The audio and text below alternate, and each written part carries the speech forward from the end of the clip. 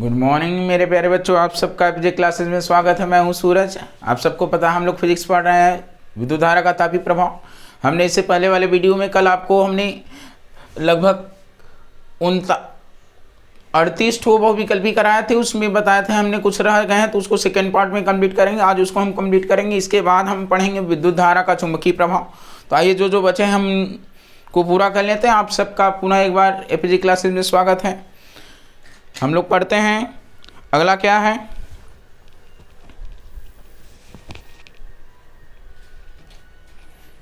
देखते हैं, कह रहा है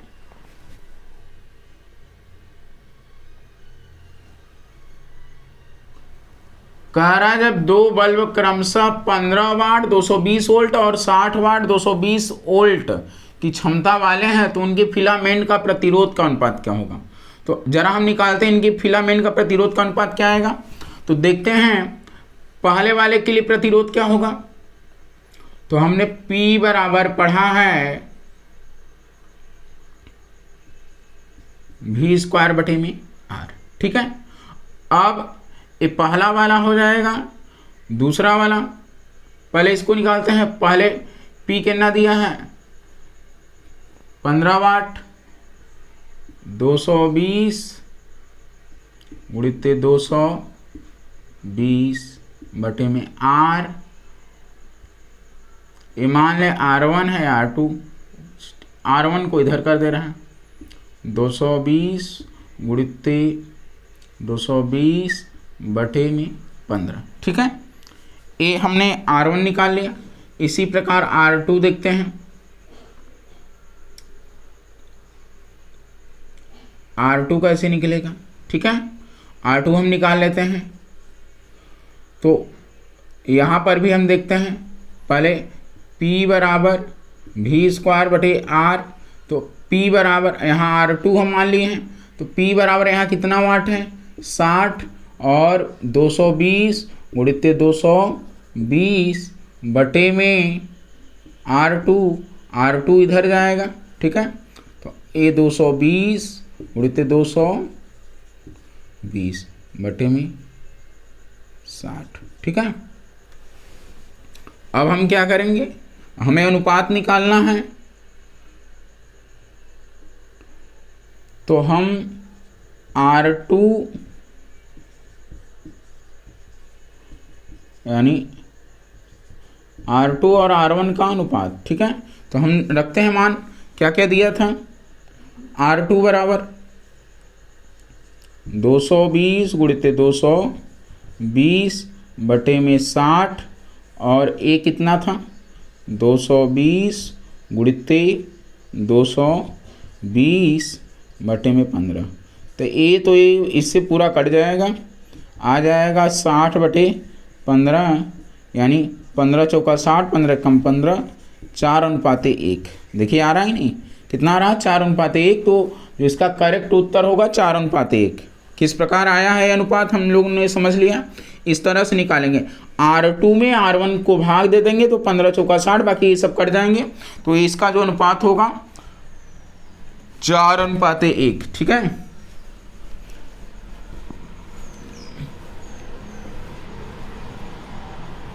आगे हम अगला प्रश्न देखते हैं। शुष्क सेल में धन इलेक्ट्रोड किस धातु का होता है। तो हमने कल बताया था शुष्क सेल में ऋण इलेक्ट्रोड जस्ता का बना होता है।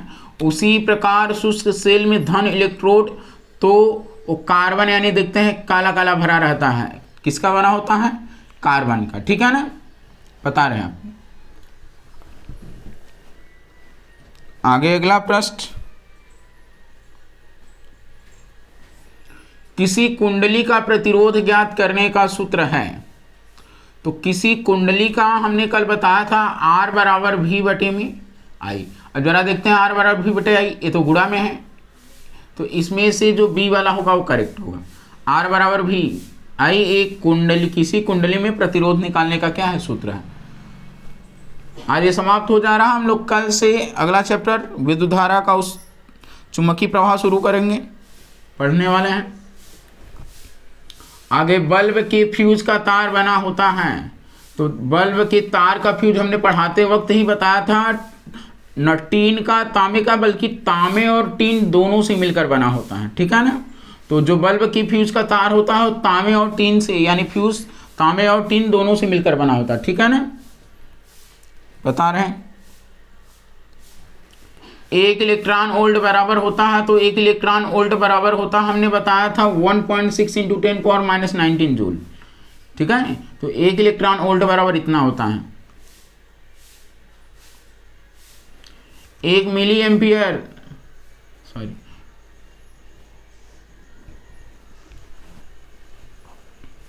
एक मिली एम्पियर बराबर 10⁻³ ये सब हमने पहले ही करा दिया है, ठीक है।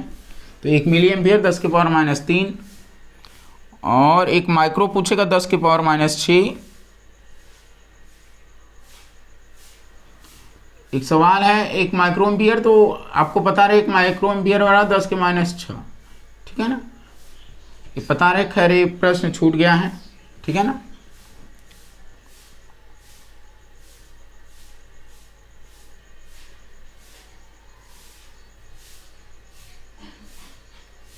तो एक हमने बताया एक माइक्रो एम्पियर बराबर 10⁻⁶, ठीक है ना।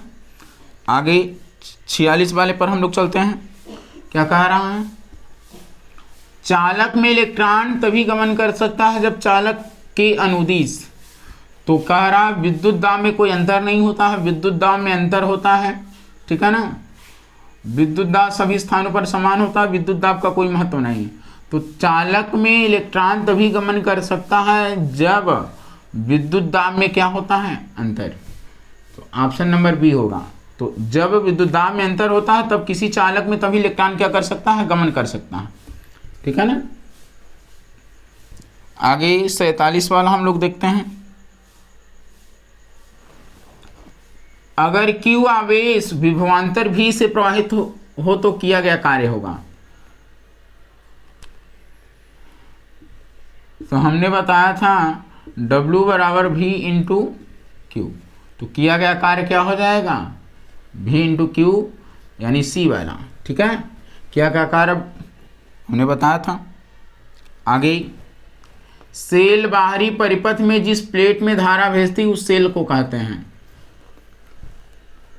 तो सेल बाहरी परिपथ में जिस प्लेट में धारा भेजती है उसे धन ध्रुव सेल कहते हैं। कौन सा, धन ध्रुव, क्योंकि धन से ही धारा निकलती है, ठीक है ना।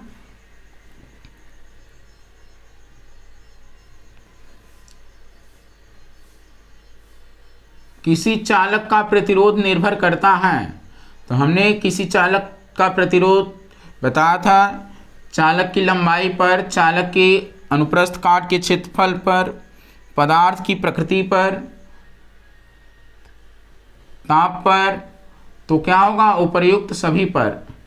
तो याद रखना है किसी चालक का प्रतिरोध किन किन बातों पर, चालक की लंबाई पर, उसके क्षेत्रफल पर और पदार्थ की प्रकृति पर, ताप पर, इन 4 चीज़ों पर डिपेंड करता है। तो ऑप्शन नंबर ए क्या हो जाएगा, उपर्युक्त सभी।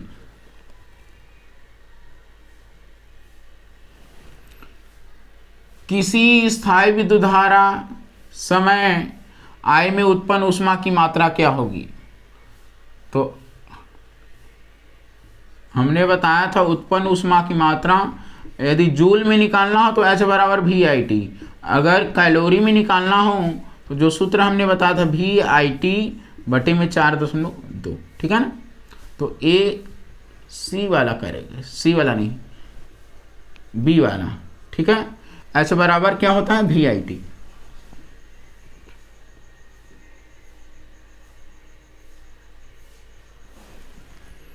जिन पदार्थों में मुक्त रूप से प्रवाहित हो सकती उन्हें कहते हैं।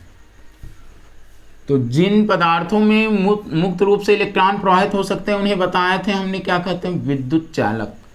तो विद्युत चालकों में मुक्त रूप से इलेक्ट्रॉन क्या होते हैं, प्रवाहित होते हैं, ठीक है।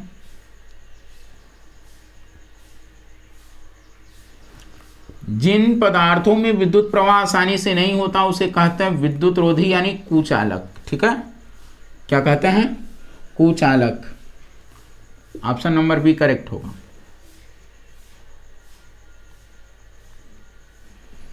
तो कह रहा विद्युत प्रवाह की दिशा मानी जाती है, तो विद्युत प्रवाह की दिशा किधर मानी जाती है? तो विद्युत प्रवाह की दिशा धन टर्मिनल से ऋण टर्मिनल की ओर, ठीक है। तो धन से ऋण की ओर मानी जाती विद्युत धारा की दिशा।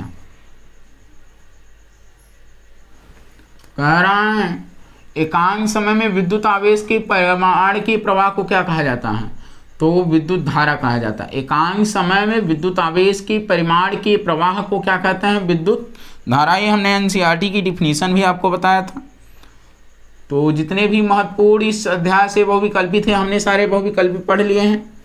अब हम लोगों को पढ़ना है विद्युत धारा का चुंबकीय प्रभाव। तो अब हम कल से वो शुरू करने वाले हैं। अगर ये समझ में आया तो ज़रूर वीडियो को लाइक करिए, शेयर करिए, सब्सक्राइब करिए अभी तक जो लोग सब्सक्राइब नहीं किया चैनल, और ऐसे ही वीडियो देखने के लिए बने रहें हमारे चैनल पर। धन्यवाद आप सबका।